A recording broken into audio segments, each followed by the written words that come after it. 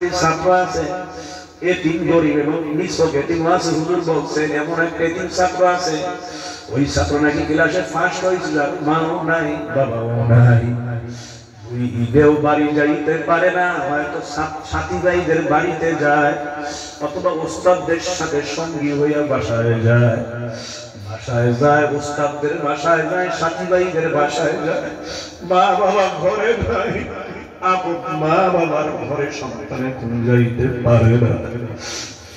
তালবীদের মহব্বতে খেদমতে আগাই আসো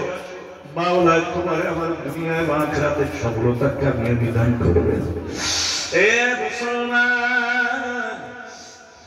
আল্লাহ রাব্বুল আলামিন বলেন বান্দা শোনো যেই ব্যক্তি এতিমের মাথায় হাত রাখবে আমার মাওলা তার জন্য জান্নাতুল ফেরদাউস নসিব করবে আরো জোরে বলুন সুবহানাল্লাহ আল্লাহ নবী হাদিসের মধ্যে বলেন যেই ব্যক্তি এতিমের মাথায় হাত রাখবে ওই হাতের নিচে মাথায় যত চুল আছে ওই চুল পরিমাণ বেঁকে আল্লাহ মুহূর্তের মধ্যে আমলনামায় দান করবে আরো জোরে বলুন সুবহানাল্লাহ যদি যা 50,000 টাকা জরিমানা দিয়ে লগে আরো 1 লক্ষ টাকা দেওয়া লাগবে খবরদার কেউ উঠবেন না মাসুম তালবীদের জন্য এই যেখানে প্রায় 55 থেকে 50 জন গরিবে খায় প্রত্যেকটা দিন হারুন সাহেব বলছে কমিটির দায়িত্বশীলরা বলছেন 5,000 টাকা নিম্নে বোর্ডিং চালাইতে খরচ তাহলে মাসে দেখা যায় 1.5 লক্ষ টাকা আবার ওস্তাদদের বেতন তাদের তো আব্বা আম্মা আছে মা বাবা আছে তাদের তো ভাই বোন আপনজন স্ত্রী আছে সন্তান আছে তাদের ওজিফা না দিলেও হয় না তবে যা দেন খুব কম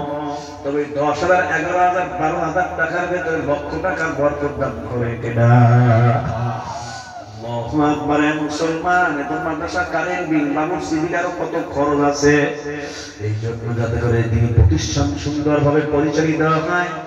মাসুমে দিন তালবীরা 3 বেলা খাবার খেয়ে যেন ইলম শিখতে পারে নামাজ পড়ে তাহাজ্জুদ নামাজ পড়ে আমাদের জন্য দোয়া করতে পারে আমরা দুই সবাই সম্মিলিতভাবে একটু খেদমতে আগাইয়ে আসি আল্লাহর ফজলে আশা করা যায় আগামী রমজান পর্যন্ত তাদের কোনো খাবারের সমস্যা হবে না মাদ্রাসার কার্যক্রমে ব্যাঘাত ঘটবে না কথা ঠিক কিনা যারা এখানে বৈশা আছেন জানি না কাকা নাই আম্মা নাই দাদা নাই দাদি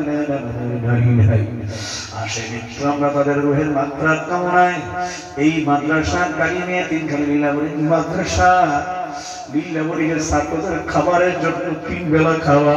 মাসে 1.5 লক্ষ টাকা খরচ তাদের খাবারের জন্য 4 বেলা তরকারি মাছ গোশত কেনার জন্য আমরা একটু দানের হাতে প্রসারিত করব কার আব্বা নাই আম্মা নাই একজন লোক দ্বারা সর্বপ্রথম বলবো